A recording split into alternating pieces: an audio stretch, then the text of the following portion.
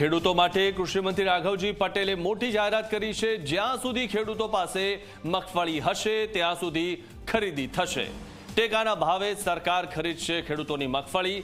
તમામ વ્યવસ્થાઓ કરેલી છે, ખેડૂતોએ ગભરાવાની જરૂર નથી।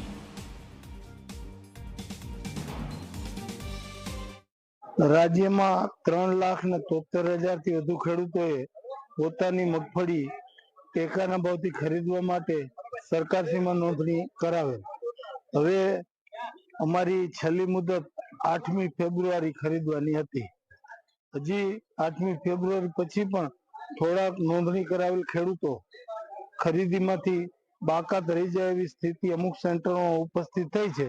એટલા માટે અમે કેન્દ્રના કૃષિ મંત્રી શ્રી શિવરાજસિંહ ચૌહાણને વાત કરી છે અને અમે દરખાસ્ત પણ મોકલાવી છે કે જો થોડોક સમય અમને વધારાની મંજૂરી મળે તો અમે આ તમામ ખેડૂતોની જેની સરકારે જાહેરાત કરી છે કે જે ખેડૂતોએ નોંધણી કરાવેલ છે તમામ ખેડૂતોની મગફળી અમે ખરીદી લઈશું ટેકાનો ભાવ। તો ખેડૂતો માટે આ ખૂબ મહત્વના સમાચાર છે। તેમની પાસે જ્યાં સુધી મગફળી હશે ત્યાં સુધી સરકાર ખરીદશે। ખેડૂતો માટે કૃષિમંત્રી રાઘવજી પટેલે આ મોટી જાહેરાત કરી છે। જ્યાં સુધી ખેડૂતો પાસે મગફળી હશે ત્યાં સુધી સરકાર